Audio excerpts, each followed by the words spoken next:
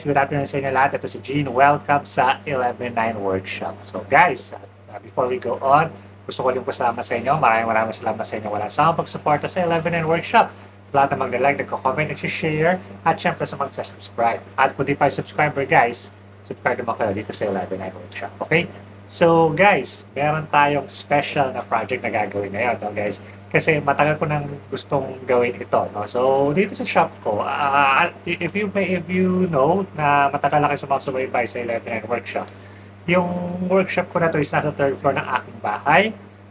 And it's good naman, kaso syempre like any other workshop na woodworking shop, ang number one na kalaban natin dyan lagi ay yung mga sodas. No? So talaga nagkakalat yung sodas kung saan saan. And I'm trying my best para ma-contain yung mga sodas na ito. So ang primary focus natin dyan is of course yung ating dust collection, no guys. And since itong workshop is maliit lang naman, ang ginagamit kong dust collection system ay hindi centralized, no. Iba-iba yung dust collection system ko actually. Sa tables ako here, ito yung tables saw, meron tong sariling dust collection system. Merong vacuum yan na nasa gilid. Ayun, vacuum na just sa Yojimbo no vacuum cleaner or wet and dry vacuum na malakas naman and kayang-kaya na mag-collect ng dust, no? And yung aking miter saw, ayan sa likod. Ayan, yung miter saw na yan, meron din niyang sariling dust collection system, no? Isang Black & Decker na vacuum cleaner din, wet and dry vacuum cleaner. Doon sa kanya, doon sa dulo yung box na yun, no guys? And those work really good. Okay naman sila. Nagagamit naman sila ng maayos and they can suck a lot of dust na nandito sa shop. No? So, especially yung pinoproduce ng mga primary tools na yan. Pero syempre, meron pa rin na iwang kalat dito sa soda, dito sa sahig. So, para dyan, gumagamit naman ako ng vacuum cleaner na to be vacuum cleaner. So, may review ko yan ng mga nakarang araw, no guys. Now, okay na sana yung tatlong vacuum cleaner na yan para i-contain yung dust sa shop. No? So, sa mga tools na yan, ang kaso nagdagdag tayo ng bagong tool. Ayun yung bago nating tool, yung ating powerhouse na thickness planer. And hindi pwede dyan yung ating mga vacuum cleaners kasi maliliit yung kanilang mga hoses. No? So, yung mga hoses ng vacuum cleaners around 1.5 inch lang. No, guys, so that's not enough. So, kasi pag yung sa thickness planer ay shaving siya is malalaki, so kapag ginagamit mo yan, no, overwhelm agad yung mga maliliit na na yan, ng mga tubo na yan, no, or yung maliliit na hoses ng vacuum, no, guys. And I think pag ginamit ko yan, ang malakas kasi itong gumawa ng shavings, puno agad yung vacuum cleaner na yan. Hindi agad yan. Agad-agad pupuno agad yan. So, hassle din, no. So, nag-isip ako na kailangan na talaga ng aking shop ng isang dust collection system, no. So, pinag-aralan ko para gumawa ng dust collection system. And, yung iba-ibang videos and iba-ibang pictures, pinag-aralan ko paano siya gagawin, no guys? Of course, kung balak mong gumawa ng dust collector, nga pala, kaya ako gustong gumawa ng sarili kong dust collector, DIY, kasi napakamahal ng dust collection system. Ang pinakamura nakita ko is yung Torque na dust collection system, that's around 11,000 pesos. Mahal, no? Mahal na yon. So, napakamahal yun para sa akin. It's not practical. And, again, hindi na yan kakasya dito sa aking shop. So, yung space din, kailangan ko rin consider, no, guys? Pero, syempre, pwede naman natin gawa ng paraan yan using DIY. Okay? So, yun nga, nag-aaral ako paano gumawa ng dust collection system. And then, naisip ko na gumawa ako ng tinatawag natin na cyclone dust collection system. So, first, syempre, kapag gagawa ka ng cyclone system, ang unahin mo talaga is yung kanyang heart, yung kanyang motor, no? And I was thinking nagagawa ako ng impeller. At yung meron ako dito na half horsepower na induction motor. Tapos gagawa ako ng impeller sa kanya para mag-blow nung dust, no? Tapos gagawa ng housing, ganyan, nagawa sa kahoy. And I was really planning on doing that. I'm very excited na gawin yan. Ang kaso, may nabasa ako sa pagpapatuloy ko na research ko, nabasa ko na meron chance talaga na masira yung mga kahoy na impellers, no? So, kapag umiikot yan, syempre napakabilis na ikot yan, may chance yan na mag-break. At kapag nag-break yan, magiging malaking problema. Pag nasira yun, na wasak yung impeller, magiging malaking problema yan para sa sa yung dust collection system. No? Nangyari na sa ibang mga vloggers like yung sa Germany, isa sa mga paborito kong vlogger, si Marius Horbinger. So yung kanyang wooden impeller is sumabog, no? So pinalitan niya ng bago. Wooden pa rin, pero iba na yung designs. Pero ayoko mangyari sa akin yun, guys. So, and besides, ang hirap gawin ng impeller, no? Kailangan talaga precise yung mga sukat. And kailangan kapang mag-cut ng mga kahoy na nakabend, no? Na curve, na ganyan. So, hindi ko walang capable tayo dyan. Kung yung bandsaw, dapat dun bandsaw gamitin, pero yung bandsaw is not capable of doing that. So, what's the next best solution? Eh, di bumili na lang tayo ng impeller, ng motor na may impeller, no, guys? Medyo mahal yon yung mga ganon, pero merong alternative mas mura. At ito yon, ito. So, this is a snail blower. So, snail blowers, ginagamit ko yung pang hangin ng mga jumping castles, guys, yung mga balloons na gumagano sa mga malls. So, ito ginagamit nila. And I got this one. So, this is very affordable. So, used na to, second hand na. So, nabili ko siya sa FB Marketplace lang for only 1,000 pesos. So, napakamura niya. It's 750 watt, which is around 1 horsepower. Mas malakas siya doon sa DC, ano ko doon sa induction motor ko. And, it's very powerful. No? So, it's very powerful. Ang caveat niya lang is ano lang siya, 110 volts, which is okay lang naman kasi may transformer ako dito. I have a transformer na 2,000 watts. So, pwede dito. So, pwede natin patakbuhin ito using my transformer. So, if you can see here, pakita ko sa inyo. So, ito yung blower natin. Ito yung importanteng part niya, itong butas dito. Ito yung kanya suction, no, guys. So, yung kanya suction is around 4 inches, which is perfect yung size. Perfect yung size. Kung magkakabit ka ng dust collector kasi kailangan at least 4 inches, no, guys. Pero wala tayong 4-inch na pipe. So, ang gagamitin natin is ito. This is a 3 and 1/4 na pipe. Ilalagay natin ito dito. Itutugtog natin dito, guys. Tapos, ito naman yung, kasi yung dito, kasi ito yung suction niya, dito natin kakabit yung ating cyclone separator and dust collector mismo. At dito naman, since ito yung blower part niya, maglalagay tayo dito ng filter. No? Para yung nilalabas niyang hangin, is malilinis niya pa, maglalagay tayo ng microfilter para yung lumabas na hangin sa kanya is malinis na, no, guys. So, it's quite nice, no? It's very powerful, kahit 110 volt siya. If you look here,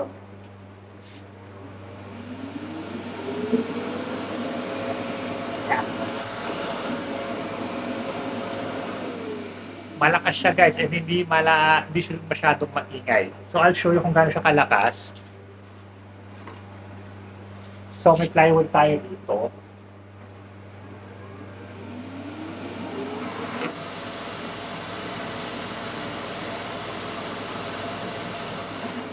Yeah, malakas siya, guys. So, I think this is perfect para sa gagawin natin project, no, guys. Pero of course, we have to do some modifications with this one.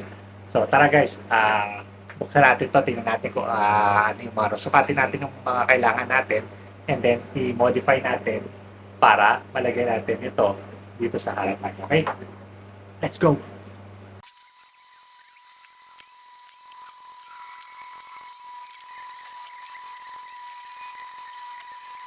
So guys, ito yung ano niya, impeller niya, and it's a 10-bladed impeller, and ano siya, bakal siya, so it's made of steel, metal, no? So mas maganda naman to, mas matibay kaysa dun sa binabalak natin na na wooden impeller. And it's around 10 inches.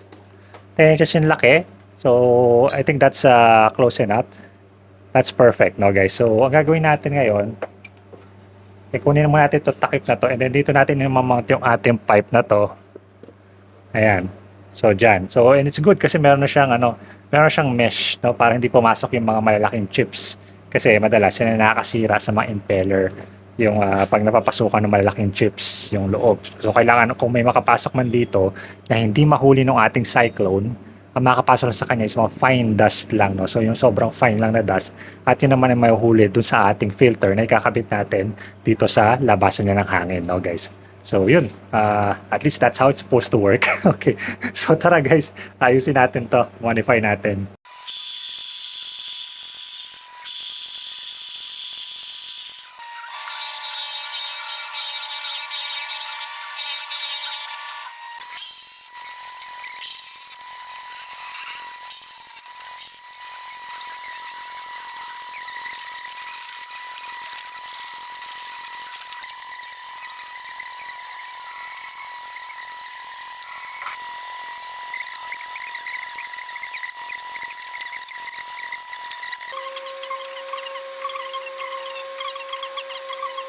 So guys, ito yung ating snail blower para sa ating DIY na dust collection system. It's a good snail blower na modify ko na siya. Ilagyan ko na siya ng nozzles dito at dito yung may cyclone natin. At ito naman yung lalagyan natin ng filter kasi dyan yung malabas yung hangin niya. No? At dito naman yung parang vacuum niya. Now, syempre gusto ko sa ating dust collection system na nakalagay siya sa isang lugar, no? Pero kaya ko siyang i-switch kahit sa malayo ako kasi ito shop natin, yung tables ako nandito sa dito sa side na to, ayan, dyan, at yung miter saw naman ay dito. So bala ko yung pwesto to doon sa tabi ng miter saw. Pero syempre kung puputol ako sa table saw, abala naman kung pupunta pa ako doon sa may miter saw para i-switch on ito. So ano solution dyan? Syempre lalagyan natin ng remote control, no? So paano tayo maglalagay ng remote control sa isang machine? So bumili ako sa Lazada ng remote receiver, no? Yung mura lang naman ito. Ayan. Na may kasamang remote control. Ayan, ito yung remote niya, guys. Parang susi na ang kotse. So, on and off lang, guys. Very simple lang. And bumili ako dalawa. Ito, lalagay ko sa may miter. So, ito naman dun sa may table. So, mura lang to, guys. Nasa 300 pesos lang to. Sale pa. So, nakamura tayo ng ano. So, ang gagawin natin dyan, guys, is ilalagay natin to. Ito yung kanyang input. So, dito natin nalagay yung kanyang sasaksakan, no? At ito naman yung sa machine, no? Ito yung output niya. So, it's very simple lang naman yan. Basic na electronics lang to, guys. Usually, hindi ako nakialam sa mga electronic stuff, pero simple lang naman to. So, I think kaya-kaya ko na itong gawin, no, guys. Tara, install natin to. So, ito, guys, siya. Ilipat ko lang yung microphone. Ayan. So, I just have to cut yung wire niya. I think hanggang dito, para pag natapos siya, pwede ko siya idikit doon sa mismong machine natin. No? So, let's just cut this wire. Ayun. So, tatlo yung ano nito, wire niya, yung black, white, tsaka green. Yung green yung kanya neutral. No? So, hindi natin kailangan yung neutral dito, or ground clamp pala. No? So, hindi natin kailangan yung ground clamp para dito. So, yung live and neutral lang kailangan natin. So, that's black and white. No? So, tanggalin lang natin yung kanyang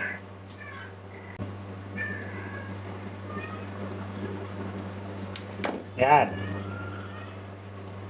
So, balitan lang natin yung black and yung white.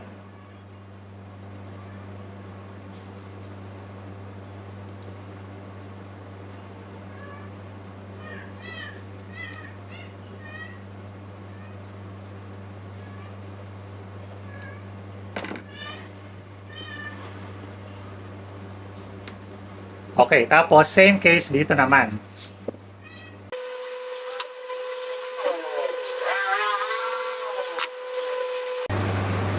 So, ikakabit muna natin yung kanyang input, no? Yung sa plug niya. Ito yon. So, ito yung kanyang plug. Ayan. And of course, yung kanyang black is yung kanyang live at yung kanyang white ay yung neutral, no? So, may nakascrew lang to, guys. May mga screws lang dito. So, luwagan lang natin to. Ayan. So, we're just going to simply insert yung wires natin dyan at ilalak lang natin.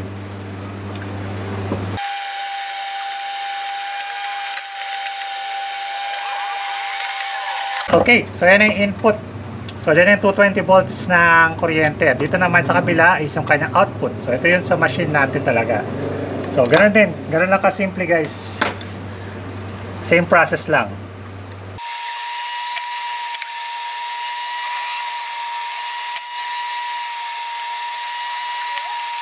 Okay, so that's done. So, sara natin. And testing natin, guys. So, since itong machine na to is 110 volts to. So, kailangan ko to isaksak sa ating transformer, no? So, nandun yung transformer natin. Sasaksak ko lang siya. Tapos, testingin natin kung gumagana. Okay, so guys, nakasaksak na siya. Now, kunin natin yung remote. And, kailangan natin i-pair yung remote niya dito. So, kunin mo natin yung isa. Tapos, since kailangan natin dito is na, kasi pag sa isang pindot dito, parang lang siya yung temporary lang na on, no? So habang hawak mo lang siya, naka-on siya. Pero sabi sa instruction, kapag gusto mo ng toggle switch, yung talaga naka-stay on siya, kailangan dalawang pindot. So dalawang pindot, 1, 2. Wait for it, yung ilaw. And then turn it on. So ngayon, testing natin. Woo! Works! Up!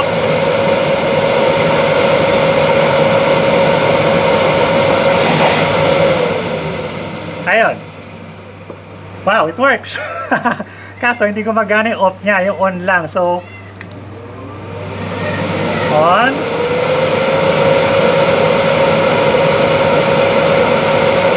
Ayaw gumana yung off. Ayun, so check na natin ibang modes niya kasi meron pa siya ibang mga modes eh. Kapag daw isang pindot lang, and then let's turn it on. Pairing. So let's see kung ano mangyayari. Ayun. So kapag naka isang pindot lang siya, yung mode niya is yung kanyang pulse mode lang. So kailangan hawak mo siya. Pag pinitawan mo, titigil siya. Ayaw natin yan. So, balik natin sa second mode niya, no? So, yung dalawang pindot. 1, 2. Ilaw. Pag ilaw niya, pindot mo on hanggang sa mag-pairing. Naka-pair na. So, pag i-on natin,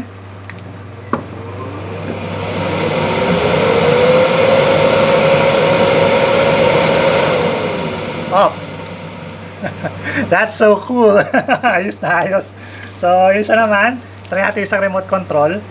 So, dalawa kasi remote control natin, guys. So, try natin kung gagana itong isang remote control niya. On. Ayan na. Automatic na. Uy, yung isa, pwede mong i-off using yung off switch, no? So, that's weird.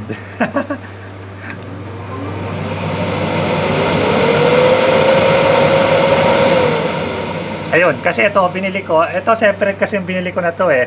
So ito yata yung kasama nitong unit na to. Hindi ko sila nabili na kasama yung dalawang remote. Yung isa extra lang. Ito kasi ito yata yung ano niya, original niyang remote, no. So on. Yeah. Off. That's so cool. So on. Hi! Success! So, yun. So, yun guys. Ganun lang.